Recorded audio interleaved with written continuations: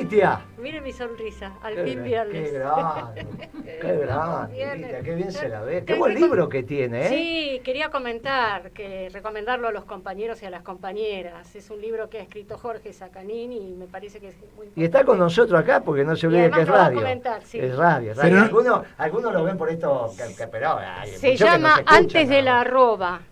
¿Y quién volvió? Quien volvió a nuestra querida Pimpi, por eso Qué mi sonrisa. grande. Bienvenida, Volvió, Pimpi. Y qué bien que vino de la seguridad, ¿no, Sacanini? Así es, así es. Se oxigena. Bella fue siempre, Pero ahora tenemos, está cada 60 multiplicada. días la tenemos que mandar. Y yo también, mire cómo yo viene. también me quiero ir. Vamos, Pimpi, por favor. Pero usted se la ve bien. Pimpi estaba cansada. Y yo, mire cómo vino, radiante vino. La vamos a mandar cada 60 días, Pimpi, a la Yo la seguridad. acompaño, Sí, acá claro. vamos las Si compañeras. me lleva, yo te digo que sí. ¿Cómo que te lleva? Tenés que decir, pero no que te va a llevar. Ah, qué pena. Ah, bien, Pimpi. Lo que me dijiste era mentira, entonces. Sí, pero Bien. no lo- Muy bien, muy bien. Con los La verdad, nietos. muy bien, con mi nieta. 9 meses ha cumplido. Hermoso, qué lindo. Es un, Preciosa. es un Mi regalo de hijo la vida. divino. ¿Y sí, usted que tal tiene cual. en Suiza cuánto tiene ya? Tengo Tomás, que cumple 6 ahora el 22 de octubre, y Eva, que tiene un qué año y lindo. medio. ¿Qué edad esa? lindo. No sé. El padre francés. Oui, oui, Qué lindo. oui, oui. Jorge, ¿cómo estamos? Bien, bien, bien. Ustedes tienen los chicos por afuera, yo tengo mi excepción también. Porque tengo un hijo que se ha enganchado con una mexicana y que se va a casar el año que viene, mi hijo menor. ¿No es que pero conocemos nosotros? no, ese es el mayor. El menor, que yo tengo 3, con una chica que está viviendo en Hawái. Y se pasa 4 meses en Hawái, recién acaba de venir, me anuncia que se trae la mexicana para acá, se casa, y todavía hasta espero más nietos, digamos. Muy bien. Así ¿Y van que- a vivir en Hawái? No, van a vivir acá. Ah, bueno. Ah, porque Entonces, hubiera estado No, bueno porque Hawái. el que tira es mi hijo, claro. bueno, pero entonces está bien. No, claro que está bien, sí. No. Los 3 viven en Argentina, eso Muy sí. bien, muy bien, muy bien. ¿Qué semanita tuvo Gitia, no? Terrible, Moreno. Usted ya sabe, ya lo ha dicho, lo hemos padecido, ¿no? Lo seguimos padeciendo, pero bueno, económicamente no estamos avanzando, Moreno, no hay buenas perspectivas. Veremos cómo viene después de octubre. Y mire, Ahí se lo dejo, ¿no? Porque hay algunos datos que están... sí, en principio le diría que la noticia, que ya sabíamos que iba a ser así, pero de alguna manera... que está no hay confi- préstamo. Claro, el desembolso del último escalón importante del fondo, que eran estos 5.400 millones de dólares, porque después lo que siguen son los 7.000 millones en 7 cuotas casi de 1.000, Nada. que eran las que conseguimos con la carta que oportunamente le mandé Yo siempre a la- me acuerdo su carta. Se la mandamos a Lagarde, donde armábamos el equipo negociador. Que ¿Y era estaba, con, ¿Y estaba Nielsen? claro, Nielsen, Chaliú y Perelmiter. Ujú. Yo se la mandé en mi carácter de presidente de la Comisión de Economía del partido, y ellos aumentaron el crédito, y ahora viene este desembolso que no se hizo, que era en septiembre, después venía casi 1.000, porque bueno, los números no son exactos porque están en derechos especiales de giro, esa es la moneda, entonces uno hace la conversión a dólares, pero depende del dólar, bueno, está bien, no el dólar con respecto al peso, sino entre el DEC, derecho especial de giro, y el dólar. Bueno, es una, pero es más o cuestión menos, técnica. es una cuota en diciembre, Sí. 5 cuotas el año que viene y una cuota el primer bimestre del 2021. Que era la parte Y más, eso- más pequeña del Claro, desembolso. eran de a 1.000. Son los últimos 7.000 que venían de a 1.000 para el nuevo gobierno. Nada. Bueno, en realidad no tiene por qué venir ni esto ni lo anterior si haces las cosas bien.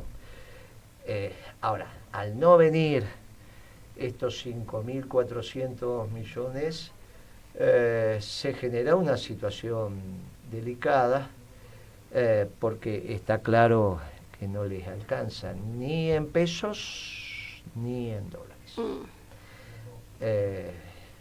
Y tenemos que hacer una propuesta de pago lo más rápido posible. O sea, cuando vos haces declaraciones del tipo, vamos a pedir plazo no vamos a pedir quita Ujú. y vamos a discutir el tiempo y la tasa de interés, Siguiendo yo el modelo digo, uruguayo, ¿no? sí, bueno, no hay ningún modelo uruguayo, es un estilo de negociación. Vos en el estilo de negociación, en una convocatoria de acreedores, Ujú. o haces quita y pagás más corto, pedís plazo. o no haces quita y pedís plazo. Yo siempre, mi estilo es pedir plazo, Ajá. porque si el negocio es rentable, no hay ningún problema en estar endeudado. Perfecto. Así que a mí es el estilo parece? de negociación, Bien. sí, de no tener quita, ir a plazo y negociar plazo y tasa, es correcto. Es lo que yo haría, Perfecto. pero la otra tampoco tengo por qué decir Creo está que mal. usted lo comentó Sí. la otra vez. Sí, lo dije en varios programas, Sí, que sí, mi sí, sí, estilo sí, de sí. negociación Y bueno, se escucha es sin eso. quita y plazo. Pero no hay negociación posible sin una propuesta de pago. O sea, cuando vos te juntás con los acreedores, estás en convocatoria, los acreedores lo primero que te dicen, está bien, poné la propuesta de pago arriba de la mesa. Mm. Esto lo he contado otras veces. Me pasó vivirlo con Grecia, en ese momento estaba en Italia, y entonces, bueno, tenías más tiempo, estabas, y obviamente estabas en Europa. Entonces, Sí. el tema Grecia, en esos años difíciles, estaba ahí. Pero quiero rescatar, Moreno, que cuando todos decían qué bueno Grecia, usted decía, no, Un desastre, un sí, desastre. un desastre. Era esa voz No, era un desastre. que iba en Yo una lo veía dirección y ese- los otros iban Yo en lo otra veía ese dirección. pibe que andaba en moto, que después terminó siendo el ministro de Economía, que fue uno de los primeros que vi sin corbata, y que llegaba a las reuniones para negociar la deuda sin corbata y en moto y se sacaba el casco y decían, ¿y quién llegó en esa moto? El ministro de Ah, Economía, qué era de emocionante. Finanzas, bueno, un profesor universitario que Bueno, duró muy Dietrich va en poquito. bicicleta y Bueno, por bueno, poco en Bermuda. pero está bien que vaya en moto, que haga lo que quiera. Pero me acuerdo que la pregunta que le hacían cada vez que se sacaba el casco y lo abordaban los periodistas, porque no lo habían llegado, llegaba un tipo con moto, se sacaba el casco, estacionaba la moto, ahí está el ministro, todos los periodistas. ¿Cuál es la propuesta de pago que trae? Le decían al ministro de Finanzas. Decía, no, Grecia no está en condiciones de pagar. Y no había repregunta. ¿Qué repregunta le vas a hacer? Dice, vengo a una discusión de renegociación de la deuda. Los periodistas te paran antes de entrar. Te dicen, ¿cuál es la propuesta de pago que trae? No, Grecia no está en condiciones de pagar, no traigo ninguna. Bueno, te podés imaginar que esas reuniones empezaban y terminaban. O era un chiste, o empezaban y terminaban. Después lo tuvieron que cambiar, porque en realidad la famosa Triorca, esa que era la Comunidad Económica Europea, el Fondo Monetario y el Banco, sí, el Banco Europeo. Sí, europeo. Lo que le pedía era una propuesta de pago. $1, €1 por año, 2 euros por año, 1.000 euros por año, 1.000.000, 10, 100, una propuesta de pago. Hagan una propuesta de pago y empezamos a discutir. Si pagás €1 son 1.500 años por lo que debía. Pero bueno, discutir. No, mire, 1.500 años es mucho. Pero tenés que poner una propuesta de pago. Cuando la propuesta de pago es muy mala, o pedís muchos años, o pedís quita. Dice, mira, le voy a pagar $10 millones por año, presenta la Argentina contra 150.000 millones que es la exigible, no la deuda total. La exigible son 150.000 millones de dólares. ¿Qué es la exigible? No haga esa carita, porque el total son 300.000. A mí me duele lo que usted me está diciendo, Moreno. Buah, cuidado que te dice cada cosa. 150.000 millones de dólares. Sí. ¿Por qué ese es exigible? Porque es la que le debemos a los no residentes, o sea, los que no viven en la Argentina y que están nominada en moneda dura, la mayoría en dólares, pero hay deuda en yen, en euros, pero bueno, todo. La que está en dólares o en moneda dura y cuyo poseedor es un no residente. Porque partir de la idea de que sea deuda en dólares o en pesos con residentes, la vas a poder negociar en el mercado de capitales argentino con alguna propuesta. Es más fácil, digamos, la deuda, digamos, el Fondo de Garantía de Sustentabilidad, el FGS, tiene deuda del Tesoro. Entonces, bueno, el FGS de alguna Pero no manera... se lo va a ejecutar. Bueno, por eso, Claro. de alguna manera, bueno, el Banco Central tiene otro pedacito de deuda, otros bancos tienen otro pedacito de deuda. El Banco Macro, el Banco Galicia, bueno, con eso te vas a sentar, Ahora, hay algunos, Fondo Monetario, más otros 100.000, y ahí tenés los 150.000 millones, que tenés que hacer una propuesta, que es el default que te duele. ¿Está bien? Esa propuesta, esa deuda, 150.000 millones, si vos le das de 10.000 a 12.000 millones por año, que no es poco, de dólares estamos hablando, de 10.000 a 12.000 millones de dólares, los estudiantes de economía pueden hacer la cuenta con una tasa de interés del 5%, que ya hay que pelearla esa tasa de interés, pero supongamos que la conseguimos, te da 20 años. Y ahí nos sacamos de encima la mitad de la deuda.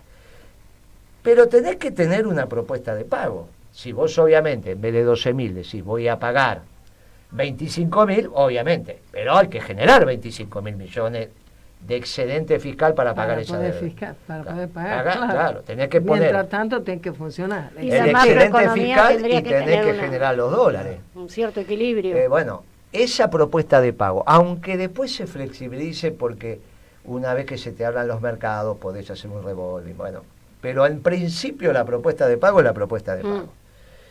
Vos tenés que llevar una propuesta de pago. Pero además, para calcularlo, tenés que tener una idea de cómo va a reactivar la economía, cómo va a funcionar para que, o no. Vos tenés que Digo tener, Sí, vos tenés que decir, miren, el fiscal, en términos primarios, que es antes de pagar la deuda, voy a tener este Superávit. excedente para que después que compro los dólares en el mercado, en el Banco Central, donde no yo quede quiera, con déficit. Que quede algo. Claro. es complicado pensar que vamos a tener superávit fiscal si pagás la deuda. Si pagás la deuda quedás pato y estamos todos satisfechos. Ujú. Vos decís superávit fiscal total, pero el Claro. primario no incluye el pago de deuda. Claro, Sí. pero si no lo tenés que aclarar. Si vos decís, voy a tener superávit fiscal primario, que es lo que digo yo, estamos bien. Ujú. Después que con ese superávit fiscal primario comprás los dólares, Ujú. ya que te quedes pato, está bien, Ujú. porque pagaste la deuda y Por lo quedaste menos no equilibrado, debes. está bien. Ujú. Ahora, tener superávit fiscal sin decir primario, o sea que vas a tener superávit fiscal como tuvo Kirchner, Ujú. superávit fiscal, superávit comercial, desendeudamiento y acumulación de reservas, todo al mismo tiempo, te digo que es de una inconsistencia manifiesta, por eso hay que tener mucho cuidado. Hay que hacer una propuesta de pago que sea coherente. Si vos presentás ese documento, te van a decir, mire, no creo que se pueda, porque tendría que hacer, imagínate que tendrías que tener superávit fiscal después de pagar la deuda que te permitiera tener también por el excedente en dólares que los depositas en el central y esos dólares del tesoro son incremento de reserva. O sea, tendrías que tener un bruto superávit fiscal que te permitiera pagar la deuda y aparte acumular. Es como que le estás me parece que se les desordena porque, Guite, usted ya sabe que la balanza comercial es uno de los componentes del sector externo. Ujú. Después están el giro de utilidades, dividendos, los intereses de la deuda, la balanza de turismo, los fletes, seguros. El superávit comercial, si aparte de pagar los seguros, los fletes, pagar los intereses de la deuda, etcétera, te sigue quedando para acumular reservas, ¿de cuánto tiene que ser ese superávit comercial? Es impensable, ya no es que estás hablando de un superávit a ojo de buen cubero que tiene que pasar los 30.000 millones de dólares de superávit. No, sería impensable. O sea, hay que hacer bien los números, no hay que escribir cosas, porque cuando vos las ponés arriba de la mesa tiene que aparecer una propuesta técnicamente seria. Ujú. Entonces,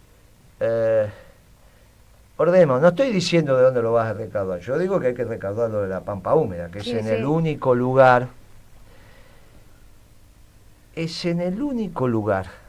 donde hay una renta extraordinaria hoy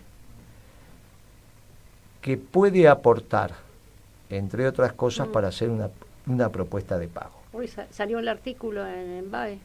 No hay otra renta extraordinaria en el país, porque las otras son rentas ordinarias. Las rentas ordinarias se captan en general con el impuesto a las ganancias, y si no, después tenés los impuestos al consumo, y después tenés los impuestos al patrimonio, que son al patrimonio, no a la renta. No se equivoquen. No eso son al es flujo. no,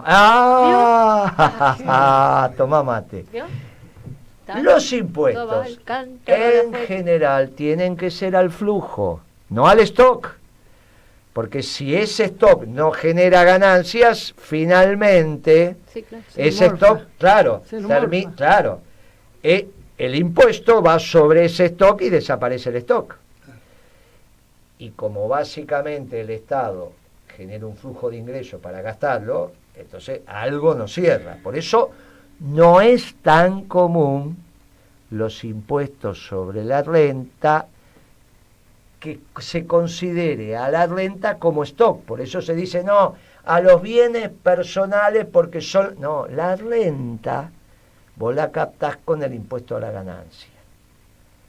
Si es a lo patrimonial, dice, no, lo que pasa que ese tiene 10.000 hectáreas y entonces... No, momentito, las 10.000 hectáreas, la renta que genera, vas por ganancia. ¿Está bien? Si vas a las 10.000 hectáreas, vas sobre el stock. ¿Que es problema de él? Y es problema de él, pero le estás mordiendo un pedazo del stock. No es tan normal. ¿Está bien? Es lo mismo que una empresa te pagara su impuesto vendiendo una máquina. Claro, por la... Vos participás de la ganancia de esa máquina. Sí, pero sí, no sí, le sí, decís, sí, sí. véndame una máquina para pagarlo. Bueno, por los bienes. por Vos eso, cuando decís la renta extraordinaria, te estás refiriendo a una renta que no tiene una razón o una razonabilidad de existir, entiendo yo. O sea, que existe, pero que no deviene del trabajo. O sea, vos decís, una cosa es que vos organizás la producción, o sos el operario, sos parte de un proceso de producción con algún rol, y eso te permite tener un ingreso, una ganancia, una renta. Ahora, si vos solamente tenés esa renta porque tenés un título de propiedad, eso ya se zarpó. Esa es la parte donde el sistema empieza a no cerrar. El título de propiedad te permite ejercer una actividad. Claro.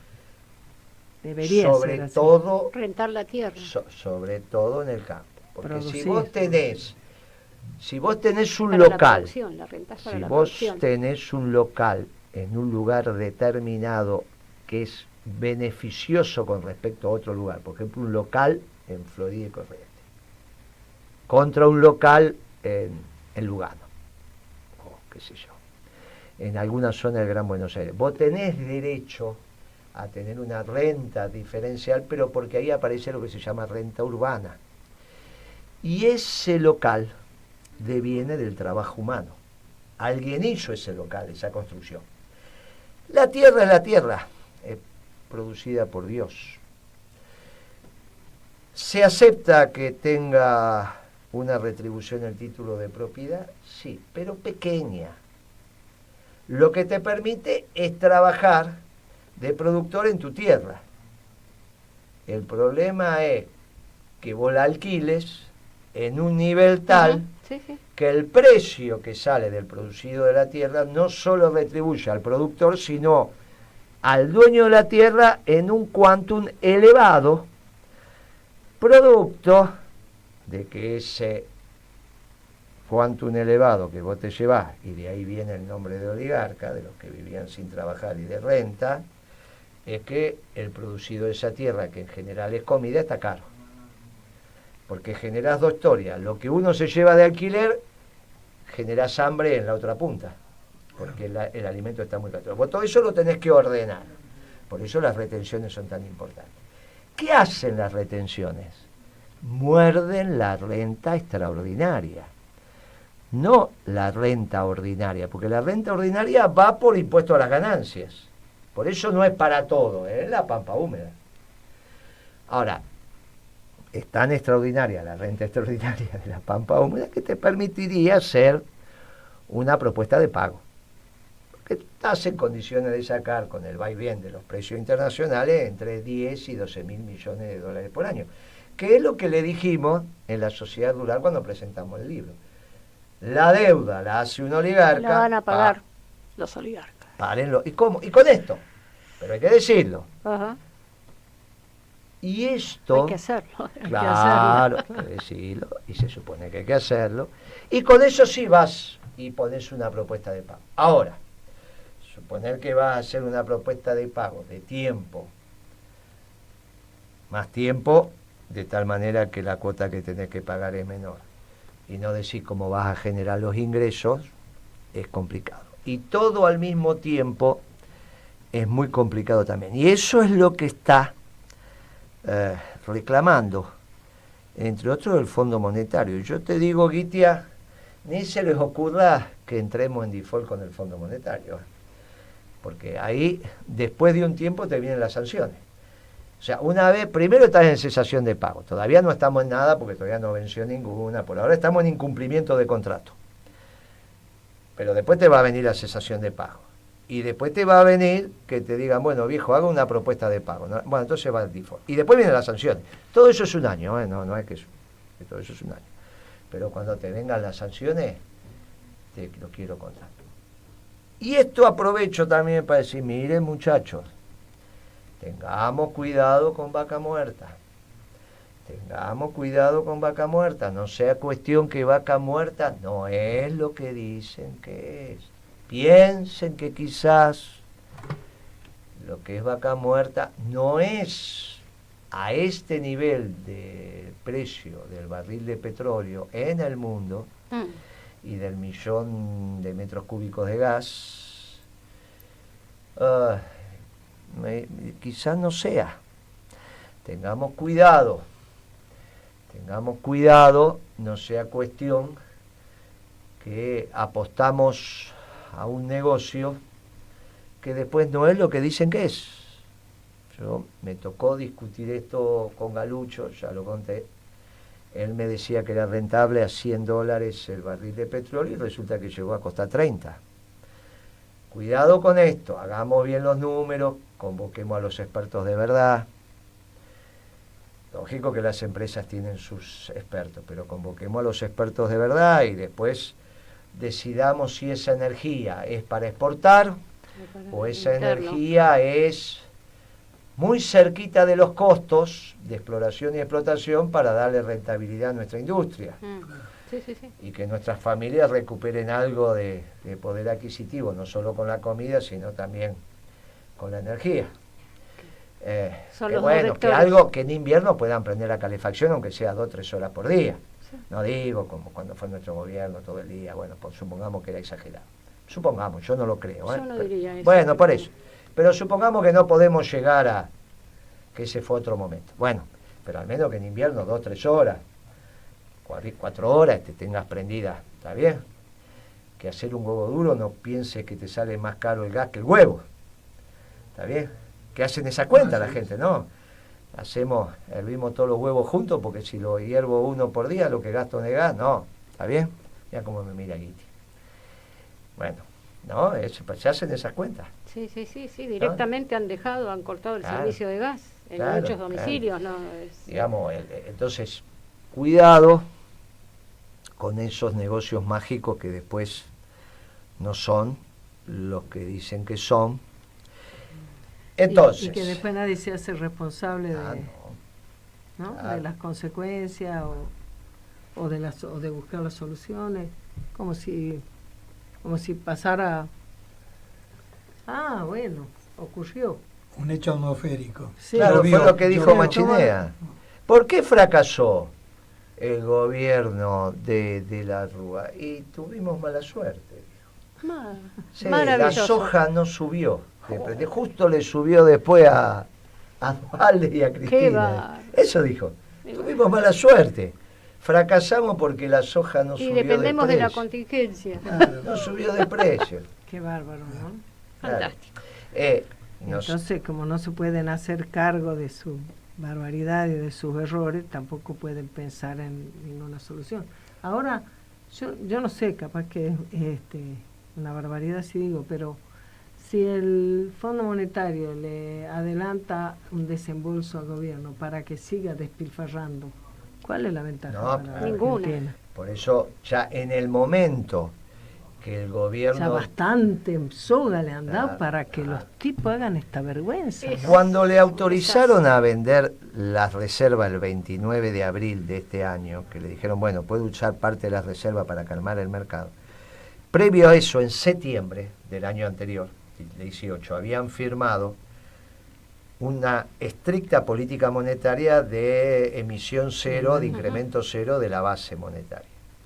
Entonces el fondo tenía cierta garantía de que si bien autorizaba jugar con las reservas, no se la iban a patinar porque por el otro lado no estaban los pesos. Bueno, cuando el gobierno decide emitir, Sí, que es que lo fue que hace hizo poco. ahora hace 15 días, Ujú. y bueno, ahí ya Ya estamos en otro problema. terminó de romper el Era acuerdo y con el fondo. cagadura de Pero además Macri la- de cada ir vez a más decir, inconsistencias. cumplimos todo.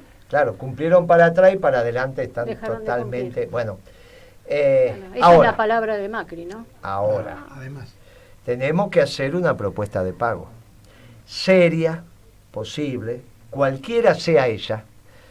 Yo hice la de 10.000, 12.000 millones de dólares año, para que en 20 años, quería hacer la de 5.000, 6.000, son 40 años, listo. Porque 150.000 hay que pagar. Es un cash flow, un flujo de caja muy fácil de hacer, te lo hace cualquier programita, matemática financiera, ya casi de la secundaria, sí, casi de la secundaria. O sea que es muy fácil hacer estas cuentas. Naturalmente que esto es la que vos presentás, después a medida que vas cumpliendo se flexibiliza, vas viendo, o sea, en algún momento la empresa entra en marcha y volvés a renegociar con los proveedores esa, de otro esa lugar. es la palabra mágica, la empresa entra en Claro, marcha. O sea, claro.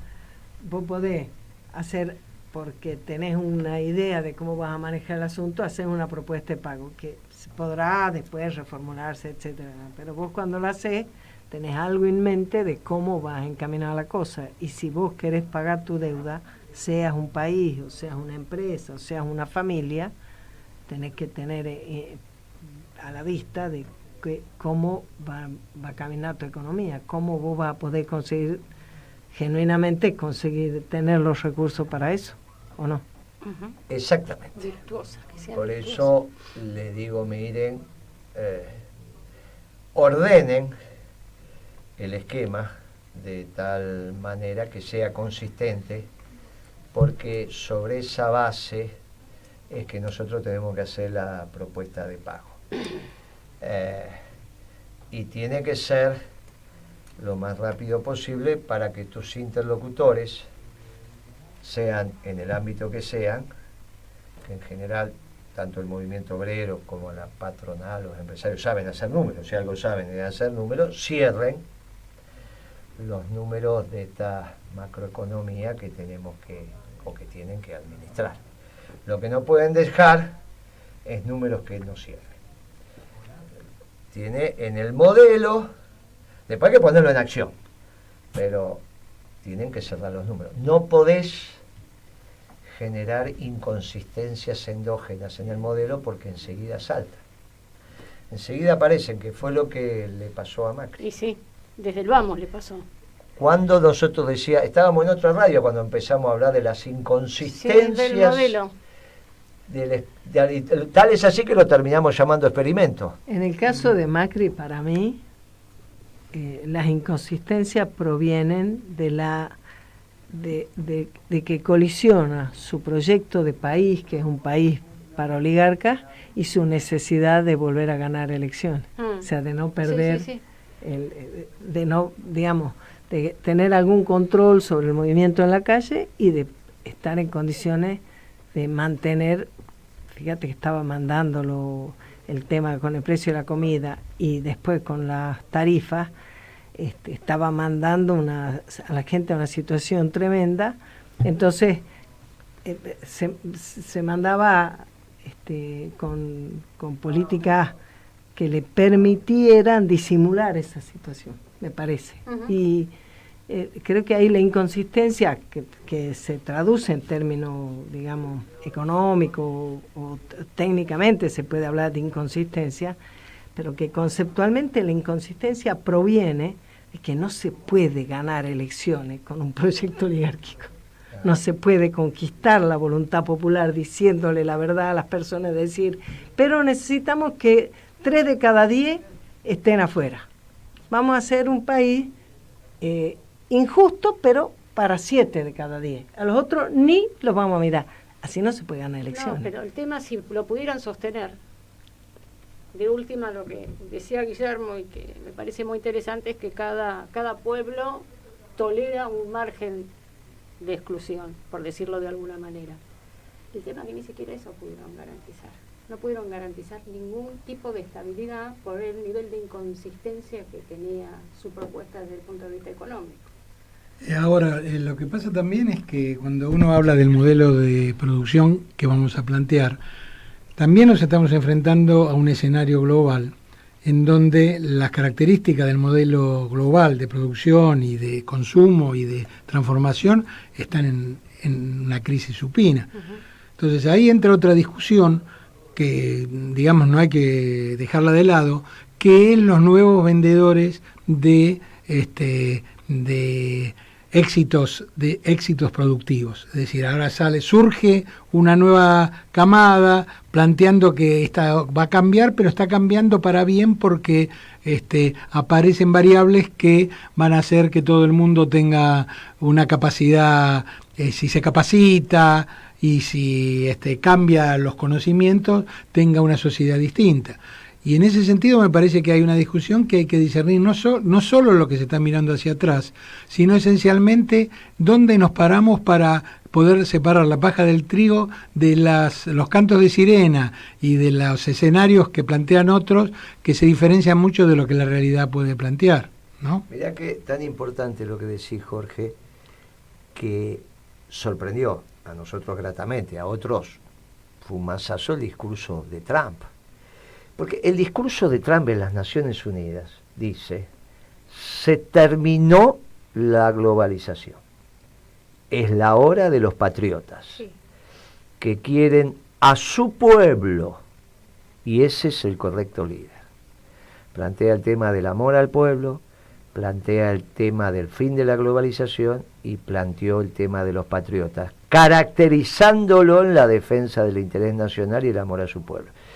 Claro, es un discurso para nosotros casi, que es el que es el nuestro. Expresó nuestra campaña, no, porque esto es lo que decíamos. En Trump es difícil le falta todo. Para nosotros los peronistas es un discurso creíble.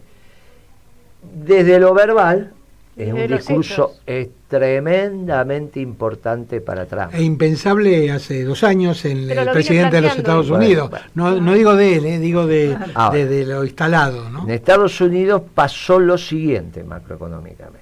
No solo tenés la tasa de desocupación más baja de las últimas 3 décadas, sino que empezó a crecer el poder adquisitivo del salario, producto de una inflación muy baja, pero a su vez de crecimiento nominal del salario. O sea, tiene 2 crecimientos el poder adquisitivo. Por el lado de los precios, que esto que decían que como él iba a poner aranceles a los chinos, iba a disparar la inflación porque los productos iban a ser más caros, pavada. No solo la inflación está baja, sino que, claro, crece porque se van comiendo el ejército de reserva, en términos marxistas. Claro, y eso baja el sueldo. Sube, claro, el ejército lo baja y de esta manera... Y cuando te comes el ejército que desaparece, sube, que hacía también 3 décadas que no pasaba eso. O sea, el gobierno republicano está haciendo crecer el salario. Y también su poder adquisitivo. Es tremendo. Que va acompañado esto de una noticia menor en función de lo que estamos diciendo, pero muy importante de lo simbólico, que es que Apple, una compañía que vos conocés muy bien, Jorge, por tu disciplina, vuelve a armar los celulares en Estados Unidos. Extraordinario. lo deja de armar en China. Extraordinario. La famosa deslocalización de la producción, que se llenaron la boca no sé cuánto Con el tiempo Así es. todos estos muchachos, Así es. y que los dicen, no, vamos a traer cosas de China. Sí, sí, algunos componentes vamos todavía a traer de China, pero los volvemos a armar en Estados Unidos. Miles de puestos de trabajo, o sea que no solo está la investigación y desarrollo, sino que empezamos a ir a los costos primos, empezamos a ir a lo profundo. Porque toda esta historieta, que es lo que vos decías de la capacitación y qué sé yo, y que en realidad bajás la tasa de desocupación si das educación y después resulta que llenaste de ingenieros los taxis, que fue lo que pasó, Sí. y de arquitectos. Sí, fue terrible. ¿No? Es una cosa, pero sí, ahora va a ser de directores de cine. Es una cosa, claro, es una cosa notable. Lo que están haciendo en los Estados Unidos es una política macro muy sencilla de estabilización. No le tuvo temor al déficit fiscal porque emiten plata. Yo le tengo que temer temor al déficit fiscal porque se endeudó el país. Sí, sí, sí. Este es el problema. Por eso no hay el economista global. Hay el No hay economista recetas, que entiende. claro. Estados Unidos, este republicano, que dicen que es neoliberal y que qué sé yo, espiralizó el déficit fiscal de Estados Unidos sin ningún problema. ¿Cuál es el problema que tiene? Si en realidad puso a trabajar, también generó demanda desde el Estado, y su mega plan de inversión pública, de ahí el déficit fiscal, y entonces aumenta la competitividad sistémica porque te mejora los puertos, las rutas, las comunicaciones, bla, bla, todo, sí, sí, sí.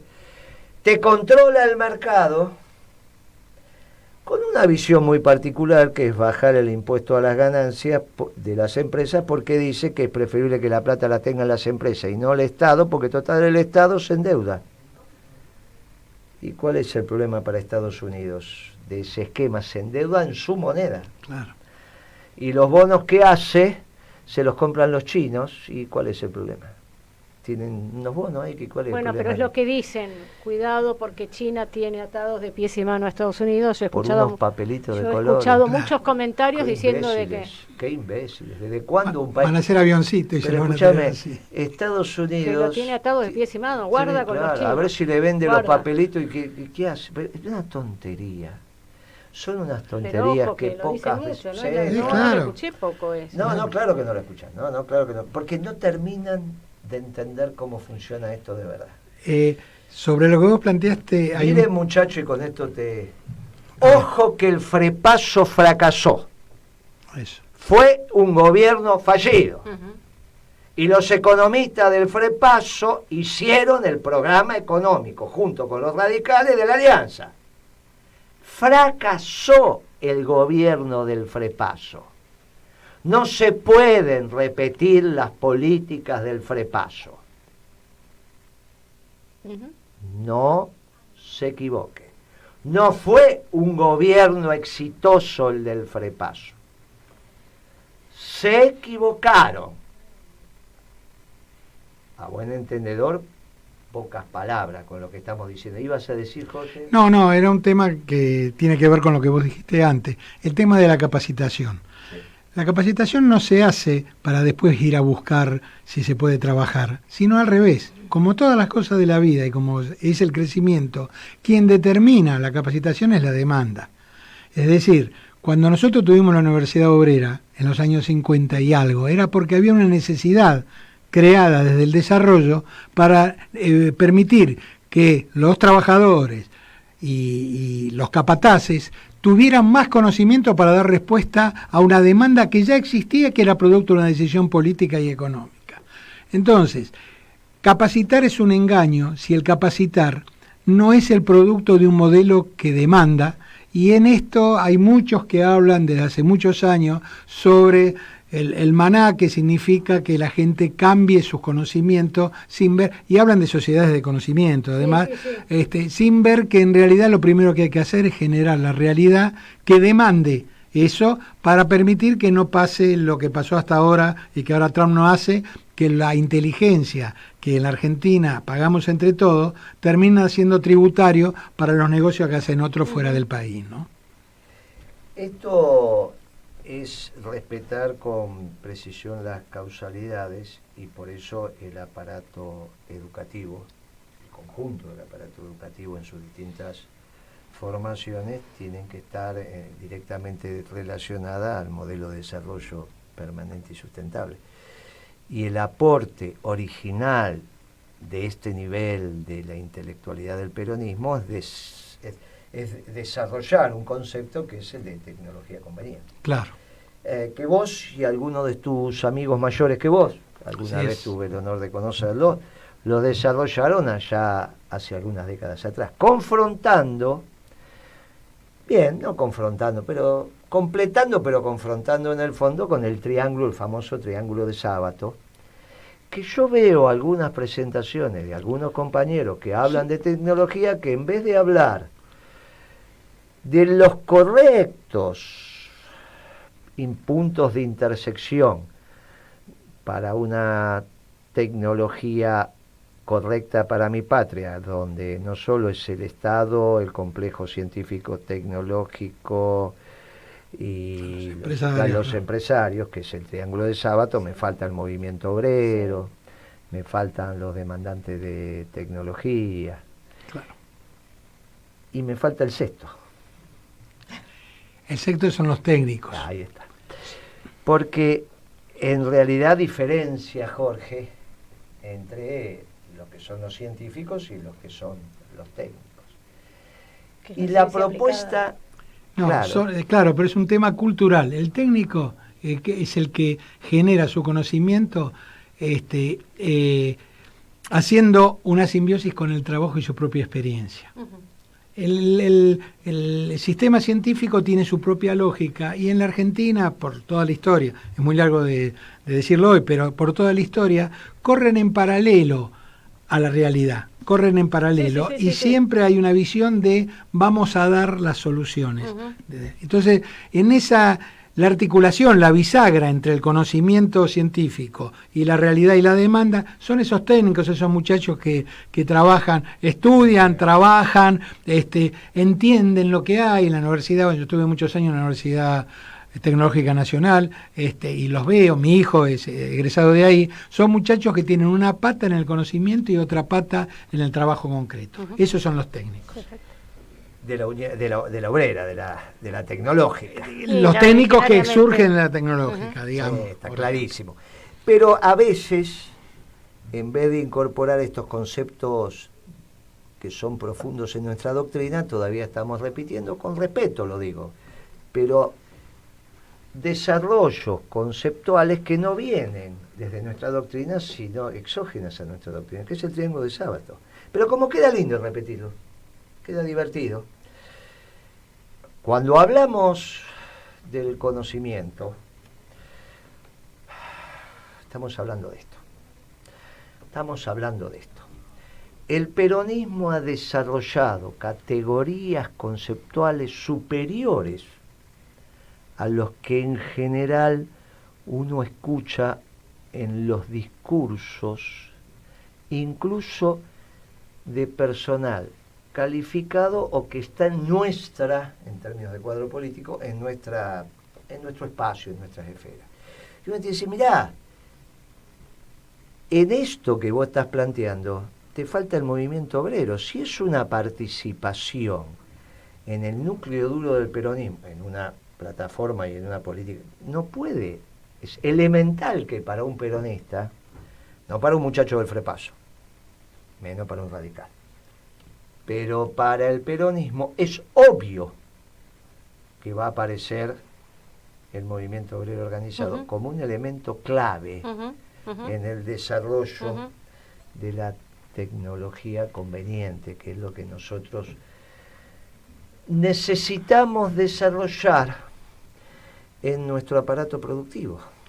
Así es, y a los muchachos que tienen esa característica, he tenido el miércoles he tenido ocasión de volver a hacerlo, en un ámbito político que es el Partido Justicialista, digamos, a nivel nacional, donde se discutió la ciencia y la tecnología, y les dije algo que vuelvo a repetir acá públicamente: muchachos, tienen que tener en cuenta al movimiento obrero, incluso por su preservación, porque el movimiento obrero, cuando se da cuenta de su rol, no golpea la puerta para entrar, sino que exige, como corresponde, el espacio que le corresponde por derecho propio. A los muchachos les cuesta trabajo porque son muchos años de ciencia, al estilo, digamos, que en la Argentina tuvo, y además es más prolijo hablar solamente con empresarios y con el Estado, y por eso Sábato era más usadito, es más usadito que este concepto. Pero la realidad se va a imponer y la realidad se está planteando. Nosotros tuvimos una reunión hace 2 semanas atrás en Esmata, donde me invitaron para hablar de este tema. Había más de 500 delegados de todos los gremios, y allí se habló de tecnología conveniente. Y ayer recibí un mail de uno de los principales dirigentes del movimiento obrero que me dijo: dame el material porque yo quiero entrar con todo con esto de la tecnología conveniente.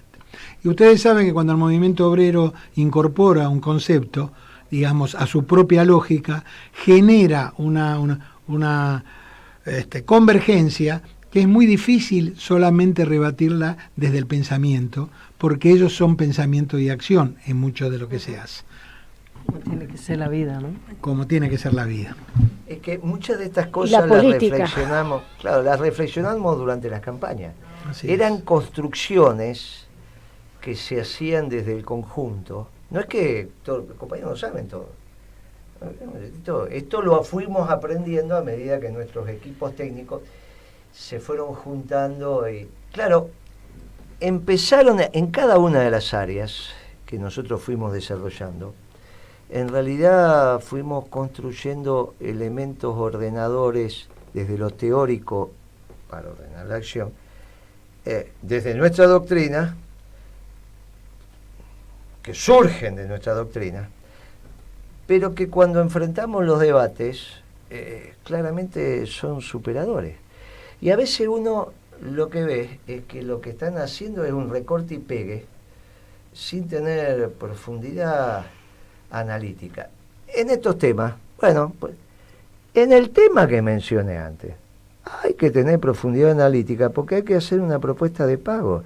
Y del otro lado, si vos vas a decir, mire, voy a venderle tanto al mundo, no, voy a generar 50.000 puestos de trabajo en Vaca Muerta y voy a aumentar las exportaciones energéticas en 30.000 millones. Mire, discúlpeme, no dan los precios, no da esto, cómo lo va a transportar, qué va a hacer. No, pero, mire, muchacho, haga la propuesta de pago bien. Cualquiera sea, pero bien hecha. Porque del otro lado saben hacer los números. Del otro lado no hay duda que saben sobre la rentabilidad o no de Vaca Muerta sin subsidios. Y si va a ser con subsidios, tienen que explicar cómo van a tener superávit fiscal, porque si vamos a subsidiar a las petroleras y vas a tener superávit fiscal, ¿a quién le vas a cobrar? Ya a los petroleros le estás dando, no le estás cobrando. No le estarías pagando las deudas.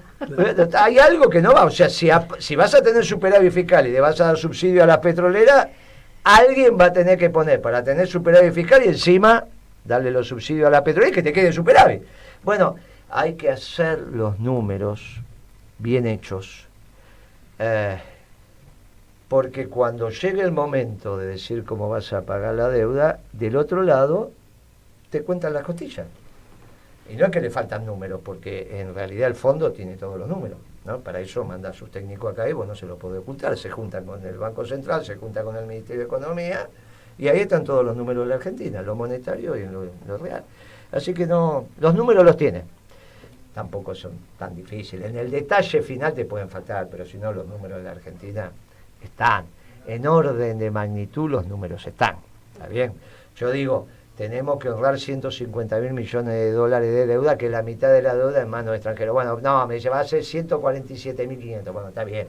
Ese número final solamente lo tenés cuando tenés todos los instrumentos de deuda y lo sumás.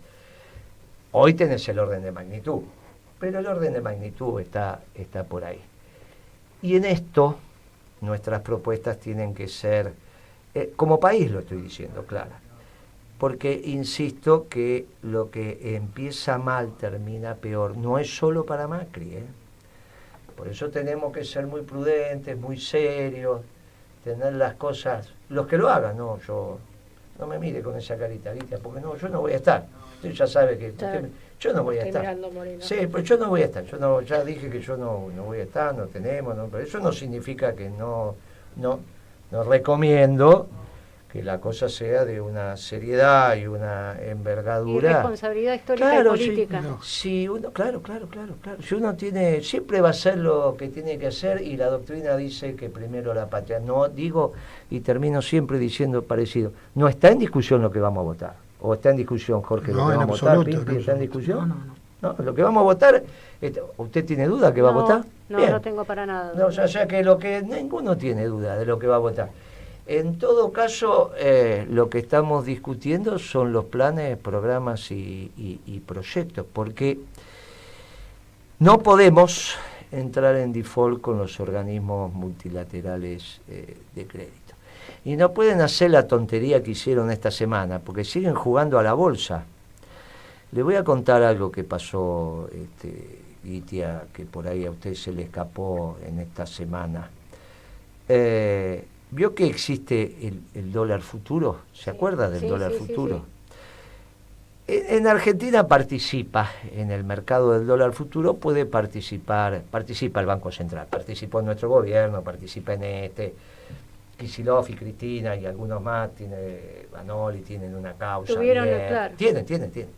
Pero bueno, es una causa compleja. En el mundo, el dólar futuro, sobre todo en el mercado de Nueva York, el dólar futuro, en esos contratos que se arman sobre Argentina, pero en Nueva York, son entre privados.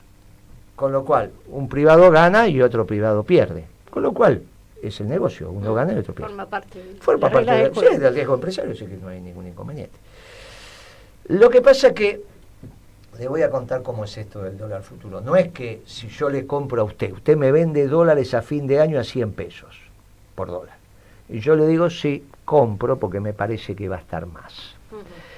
Si está más, supongamos que está a 110, y yo acerté y usted no, usted me tiene que dar 10 pesos por cada dólar. Si son $1.000, me da 10.000 pesos. ¿Está bien? ¿Se entiende? Sí. No es que me da los dólares. Me da la diferencia de ese contrato entre la apuesta que hicimos cada uno, yo comprando, usted vendiendo, contra lo que efectivamente pasó el día que se cierran los contratos. Los contratos tienen una fecha de vencimiento que en general es el último día hábil de las últimas semanas del mes. ¿Está bien? Puede ser un viernes o puede ser un martes, el último día hábil ¿está bien?, de esa semana. Ese día, el Banco Central dice, este es mi dólar, que es el dólar mayorista que se arma en el mercado electrónico de pagos, y de acuerdo a cómo está el dólar, usted ganó o yo gané. Y usted me tiene que dar la plata, y si está a 95, yo le doy la plata. De 95 a 100. Y si está a 110, usted me da los 10 pesos, y si no, yo le doy 5. ¿Se entiende? Sí. Está claro, pues se entiende, ¿no? Está clarito que hay un dólar que define quién ganó y quién perdió, que es el dólar de ese día en el mercado. Ahora, en Estados Unidos no hay jurisdicción del Banco Central. ¿Cuál es el dólar para definir quién ganó y quién perdió? ¿El que dice el Banco Central o el que dice el contado con liquidación? En un momento el contado con liqui estuvo 73, ahora bajó. Sí. Y el dólar del mercado electrónico de pago estaba a 58. De 73 a 58 hay una diferencia tal que puede decir, de acuerdo a qué dólar definamos, quién ganó y quién perdió. Si vos me vendiste a 65 y estaba a 73, vos me tenés que dar a mí. Pero si está a 58, yo te tengo que dar a vos si el contrato se hizo a 65. O sea que definir el dólar es muy importante. En Estados Unidos no quedó claro eso. che, ¿qué dólar tomamos? ¿El que dice el Banco Central o el contado con liquidación, contra bonos liquidados en dólares en la bolsa, en el mercado de Nueva York? Los mercados electrónicos de Estados Unidos no se pusieron de acuerdo. Pararon todo y fueron a la Cámara que los agrupa en Estados Unidos a decir, mire, resuelvan este intríngulis. Dígame cuál va a ser el dólar el día que cierren los contratos, porque de acuerdo al dólar es quién ganó y quién perdió. Y no son contratos de $1.000. Ahí juega Cargill, ahí juega muchacho, ¿está bien? Se paralizó ese mercado. Tiene 30 días la Cámara arbitral para fallar qué dólar va a tomar, si el contado con liquidación, el del mercado electrónico de pago o el oficial argentino.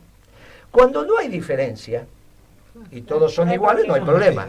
Cuando la diferencia llega a ser el 30%, los ganadores y los perdedores invierten. Claro, el gobierno, este era un lío, claro, no deseado de esta estupidez que hicieron, de esta tontería que hicieron desde las PASO para acá, otras más, ¿no? Entonces, ¿qué hicieron para achicar la brecha? Salieron a vender bonos en pesos, en dólares o en pesos en el mercado local. ¿De dónde lo sacaron? Del Fondo de Garantía de Sustentabilidad. Viste que yo dije que había deuda del Tesoro, que la tienen organismos, por ejemplo, la F, que esa es más fácil. Bueno, vos tenés los bonos, podés salir a venderlos. Si los vendés, aumentás la oferta, baja el precio. Si baja el precio, y lo de los precios de los bonos en dólares se mantienen, como la diferencia entre la división entre un numerador que baja y un denominador que se queda es mayor o superior. Bien, me dice mi doctora en matemáticas. Baja el numerador, se mantiene el denominador, el cociente es menor. Ese cociente es el tipo de cambio.